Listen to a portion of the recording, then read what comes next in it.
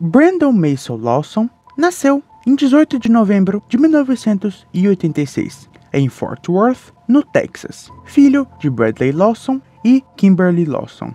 Na época dos acontecimentos, Brandon tinha 26 anos. Fisicamente, Brandon tinha 1,75 de altura, pesava cerca de 110 quilos, tinha cabelos castanhos, olhos azuis, tinha diversas tatuagens e um porte físico médio/grande. Também na época dos fatos, ele estava em noivado com sua noiva, que se chamava Ladessa Lofton, há quase 10 anos. Desse relacionamento, nasceram os 3 filhos do casal. Porém, Brandon já tinha outra filha, que era mais velha do que os filhos desse relacionamento com Ladessa. Essa filha visitava o pai regularmente. Brandon era dito como um pai amoroso e atencioso. Eles se conheceram na escola, quando um acabou conseguindo o número do outro. Eles começaram a conversar por ligação. E isso acabou se tornando um relacionamento que virou um noivado. Em um momento, com o crescimento da família deles, eles acabaram decidindo se mudar de cidade. Eles saíram de Fort Worth e iriam morar em San Angelo, ainda no Texas. Na cidade, ele trabalhava em um campo de petróleo, mas recentemente ele havia conseguido outro emprego. É relatado que haviam semanas em que ele trabalhava quase 95 horas. Em algum momento de sua vida, Brandon acabou se envolvendo com drogas, fato esse que é muito pouco comentado, principalmente no período enquanto isso começou. Em algum momento, antes dos eventos ocorrerem, Brandon havia parado de usar drogas. Naquele período, ele já estava há 6 meses sem consumir nada. Além disso, Brandon iniciou o processo de mudar o plano 401k, uma espécie de plano de aposentadoria. Ele recebeu um cheque que foi depositado direto em sua conta alguns dias antes dos eventos ocorrerem. Cheque esse que nunca foi retirado e acabou indo para a pensão alimentícia de sua filha mais velha. Os eventos ocorrem em uma quinta-feira, dia 8 de agosto de 2013. O dia começou como de costume para a família de Brandon e Ladessa. A rotina estava sendo seguida como normalmente. Principalmente durante a noite que os eventos principais ocorrem. É por volta das 23 ou 23h30 da noite, Brandon chega em casa de seu trabalho cansado. É então que uma discussão entre Ladessa e Brandon começa. Posteriormente, veio a ser descoberto que o motivo dessa briga entre eles, possivelmente, era porque Brandon estava tentando conseguir metanfetamina no início daquele dia. Mais uma vez, tendo uma recaída sobre as drogas. Isso quem conta é o irmão dele, Kyle, que também entrará na história mais tarde. Além de que, segundo Ladessa, Brandon não havia retornado para casa na noite anterior. É então, às 23h54, que Brandon sai de casa em seu Silver Ford F-150, indo em direção à rodovia 67. O objetivo de Brandon era ir até Crowley, uma cidade que fica a quase 380 km de distância de San Angelo, que de carro são quase 4 horas de viagem, para Brandon visitar seu pai. Em um momento, preocupada com seu marido, Ladessa liga para Brandon, onde ela fica sabendo que ele iria até a casa de seu pai, porém ela pediu que ele não fosse até lá. Nesse momento, já se passavam das meia-noite e Ladessa sugeriu que ele passasse a noite na casa de seu irmão. E foi isso que ele fez.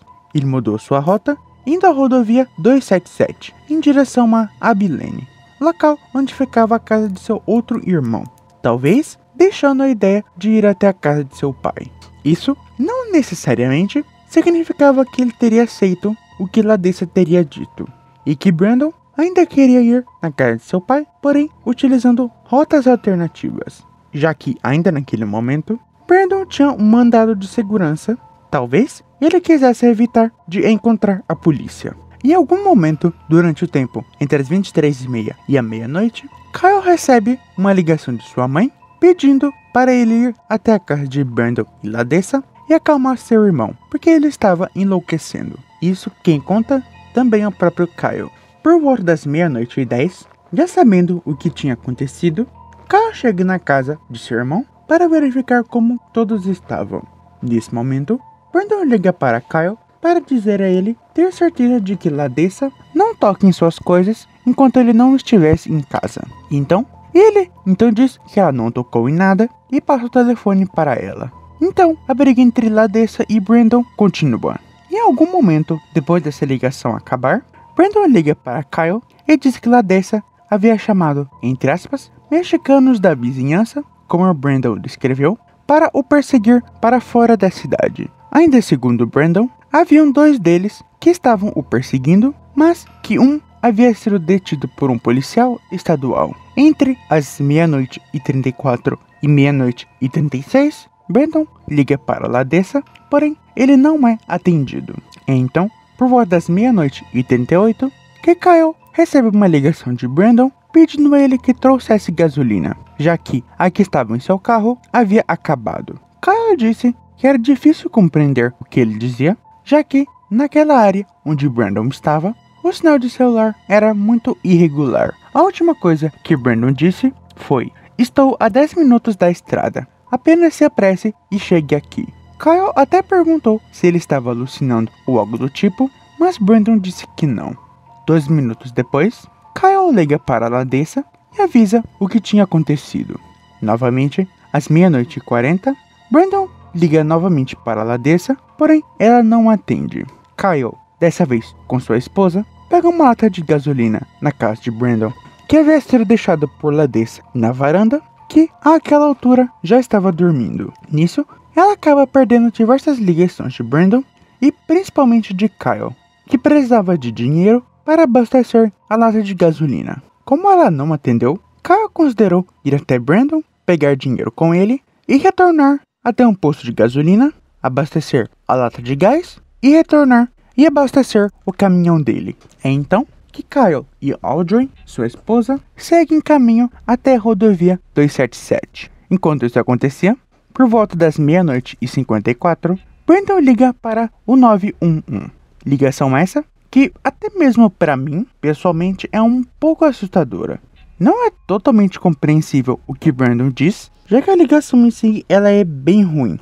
Ele diz que está no meio de um campo, que a gasolina do carro dele acabou e que havia outro carro e algumas pessoas o perseguindo, indo em direção a uma floresta, e que ele precisava da polícia. É então que, pelo que parece, que tiros podem ser ouvidos da ligação e Brandon não responde mais. O operador do 911 até tenta chamar por Brandon, porém ele não responde mais e a ligação é encerrada.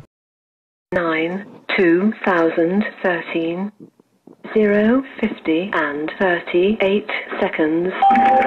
911 emergency. Yes, I'm in the middle of the field. It's like we're just pushing guys over.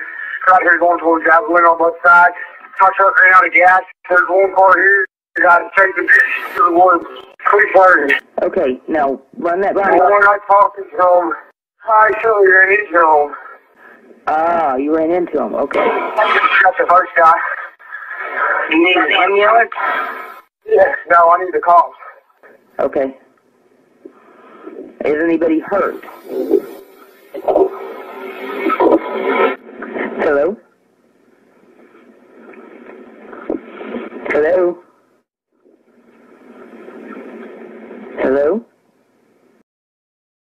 Por conta da ligação ser de qualidade muito baixa, pessoas que viram o caso tentaram transcrever o que Brandon falou naquela ligação. Porém, nenhuma delas descreve exatamente o que ele falou ou o que estava acontecendo. Alguns minutos depois dessa ligação, um motorista que passava pela mesma rodovia ligou para o 911, relatando um carro que estava bloqueando parcialmente a rodovia. Por volta das 1:10 da madrugada, Kyle encontra o carro de Brandon, porém sem sinal do próprio. O carro foi encontrado em uma rodovia de 2 pistas, próximo à cidade de Bronte, a oeste no Texas. Nesse mesmo momento, um policial também chega no local. Às 1:18, a esposa de Kyle recebe um telefonema de Brandon, onde ele diz que estava sangrando. Eles perguntam onde ele está, o que Brandon respondeu que estava próximo a eles e que ele poderia os ver, por mais que Kyle e Audrey não pudessem o ver. Quando o carro da polícia se aproximou, Brandon disse para Kyle, abre aspas, uma vez, corra, fecha aspas. Mas ele diz que não fez nada de errado e que não vai fugir. Então Brandon questiona a ele onde está seu orgulho, o xinga e desliga na cara de Kyle. Desde então, não se sabe o paradeiro de Brandon. Ele não ligou mais. Quando Kyle pergunta se o policial poderia procurar por seu irmão, porque ele estava constantemente perdendo o sinal de celular, o policial disse que tudo bem, porém que Brandon não estava na direção que Kyle foi até o local, já que o policial passou pela mesma área e não viu ninguém. Ele tenta ligar para Brandon mais vezes, porém as ligações dele caem na caixa postal. E também, naquele momento, Kyle descobre que Brandon ligou para o 911, já que o policial contou que respondeu uma chamada do 911 sobre o caminhão dele. Kyle diz que não sabe por que Brandon teria dito para ele fugir dos policiais, sendo que o próprio já havia os contatado. Então, ele acaba ficando no local por mais algum tempo, esperando que seu irmão saísse de algum lugar. Enquanto isso, o policial acabou indo embora. Kyle esperou cerca de 30 a 45 minutos por Brandon, porém ele não apareceu. A última vez em que foi visto, Brandon estava usando uma camisa amarela, shorts camuflados e tênis Air Max 2013 brancos. Kyle até tentou procurar na região, então decidiu fazer o que tinha pensado antes: encher os galões de gasolina e deixar no carro de Brandon. Além disso, seu filho, que foi junto, estava com fome. Kyle encheu os galões, comprou comida para o seu filho e retornou para deixar os galões no carro. Porém, Brandon ainda não havia aparecido.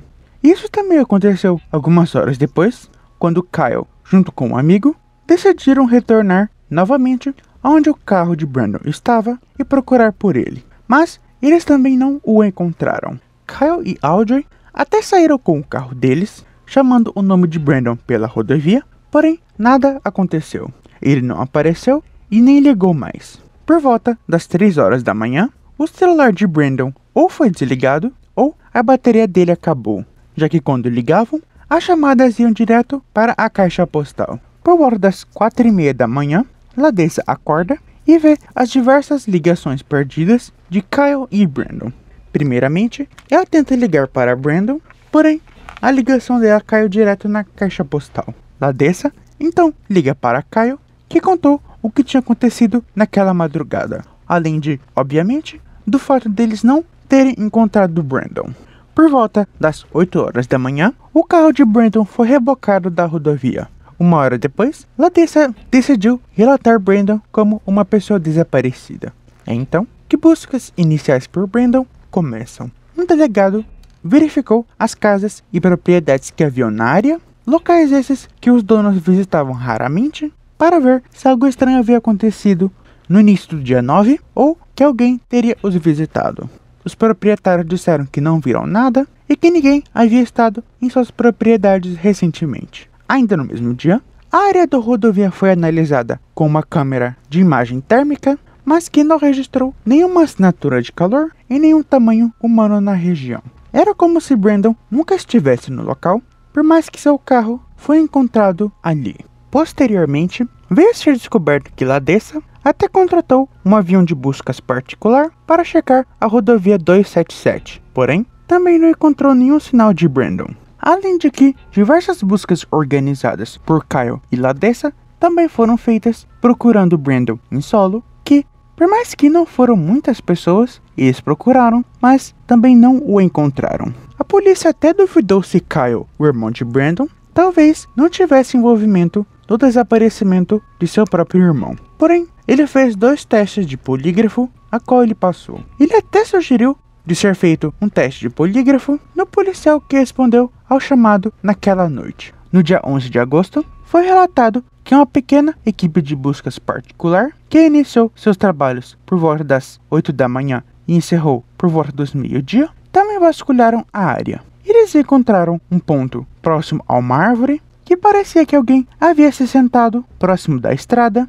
mas que não ficava muito distante de onde o carro de Brandon estava. O caminhão de Brandon também foi analisado, onde descobriram que não havia nenhum dano visível ou aparente no carro. O tanque de gasolina de fato estava vazio, porém as chaves, a carteira e o celular de Brandon, o Motorola Droid Razr, estavam faltando. Também não houve nenhum tipo de atividade em sua conta bancária ou em seu celular desde que ele desapareceu.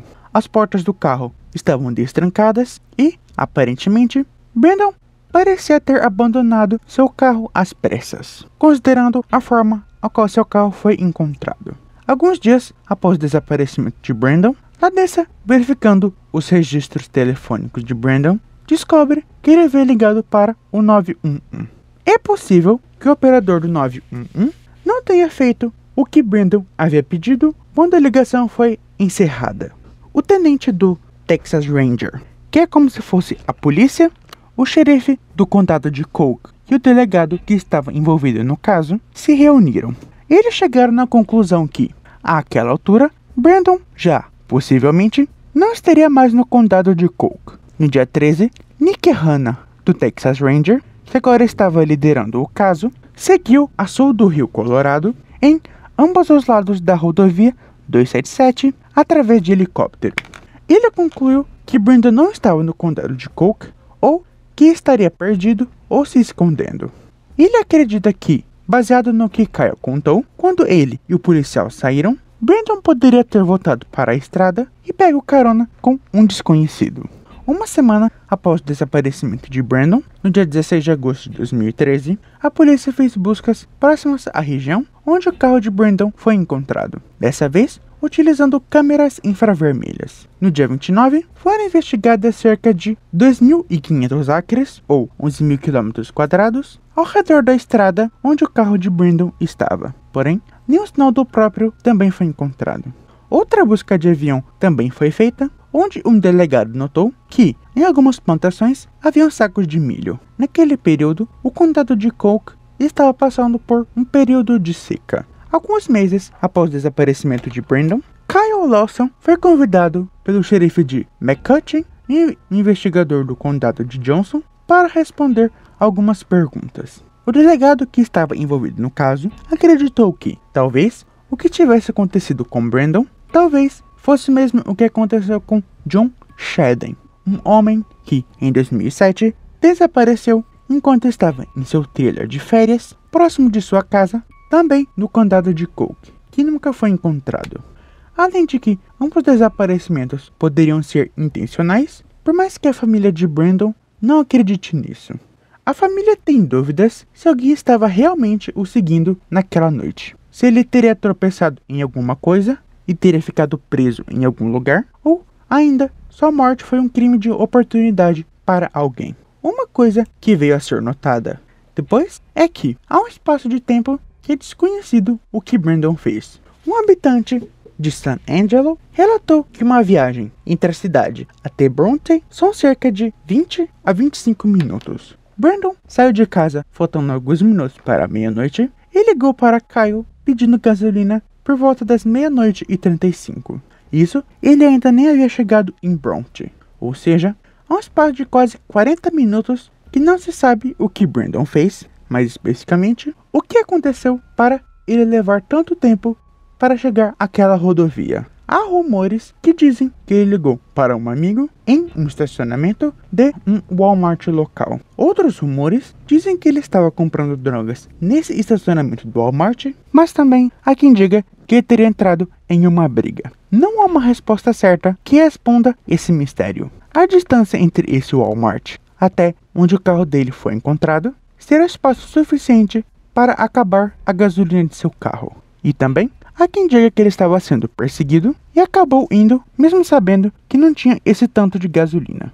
Era a sua única escolha. Em 2014, buscas em diferentes meses, lideradas pelo detetive Hanna, foram feitos, tanto na rodovia 277, tanto na cidade de Bronte. Uma ocorreu em outubro de 2013, inclusive foi nessa busca que foram levados 6 cães que detectam cadáveres para, talvez, encontrar os restos humanos de Brandon, o que não aconteceu. Em janeiro e fevereiro de 2014, assim como em julho também, foram feitas buscas nos mesmos locais, mas que não revelaram nada novo sobre o caso. Também foram feitas 4 buscas ao redor da área da rodovia 277 até o sul das rodovias 158 e 285, utilizando cães de busca. Uma equipe de buscas e recuperação sem fins lucrativos chamada Texas Equal Search, que utilizava cavalos para cobrir grandes áreas, também participou das buscas. Mas é provável que eles não encontraram nada novo. Atualmente, no local onde o carro de Brandon foi localizado, há uma grande cruz vermelha e branca de metal. Desde o desaparecimento de Brandon ocorreu, LaDessa voltou a morar em Fort Worth para que seus filhos pudessem se aproximar mais de seus avós. Além de que ela não tinha um emprego para manter uma casa com um adulto e 3 crianças. Uma investigadora privada foi contratada pela família de Brandon. Segundo LaDessa, ela está rastreando novas pistas quando elas surgem. Em setembro de 2019, restos humanos, roupas e itens pessoais foram encontrados no condado de Gardendale, cerca de 225 km de distância de onde Brandon desapareceu. Foi confirmado que esses restos humanos seriam de um homem branco, com idade entre 25 e 35 anos, que teria falecido entre 2 e 5 anos antes de ser encontrado. Após análises feitas nas roupas, assim como nos sapatos, concluiu-se que aqueles restos não seriam de Brandon, pelo simples fato de que as roupas não eram as mesmas que Brandon foi visto usando pela última vez em que ele foi visto. Além de que chaves de um Audi 2002, que também foi encontrada, não pertencia a ele, pelo simples fato de que ele não tinha um modelo do tal carro. Em maio de 2020, um novo investigador começou a trabalhar no caso. Esse é um chefe da polícia aposentado que atualmente trabalhava como investigador particular. Eles puderam fazer uma busca com drones em 2 propriedades nas áreas próximas onde o carro de Brandon foi encontrado. Mais de 1000 fotos foram fotografadas e estavam sendo analisadas para que alguma evidência sobre Brandon ou algum pertence seu fosse encontrado. Há a teoria que diz que Brandon, por causa do uso de metanfetamina que ele tinha feito mais cedo naquele dia, talvez tivesse morrido por conta disso. Porém, essa teoria não explica como seu corpo nunca foi encontrado. Também existe a teoria de que, por conta de seu passado, entre aspas, criminoso, já que a única coisa errada ou ilegal que Brandon fez foi o consumo de drogas, e o relacionamento conturbado com LaDessa, Brandon tenha decidido começar uma nova vida. Se olharmos no Google Maps, próximo à região de onde o carro de Brandon foi encontrado, podemos notar alguns campos bem abertos, além de caminhos que, possivelmente, podem chegar em fazendas, já que há gado próximo. É possível que Brandon tenha decidido entrar ou seguir algum dos caminhos e algo aconteceu, ou alguém tenha visto ele entrar e achou que estava invadindo a propriedade. Isso sem considerar o fato de que, embaixo da parte da rodovia onde o carro dele foi encontrado, passa-se o Rio Colorado, além do fato de ter uma grande área que, pelo que parece, não foi acessada pelo Google Maps, que parece ser o morro ou uma área que tem muitas árvores. Talvez, quando ele quis dizer com me perseguindo pela floresta, talvez seja alguma dessas florestas que Brandon estivesse se referindo. E o que aconteceu com Brandon Lawson após ele ligar para o 911 em uma ligação muito estranha e que envolve muitos mistérios, assim como seu desaparecimento, permanecem um mistério até hoje, e que também há muitas dúvidas envolvendo o seu caso.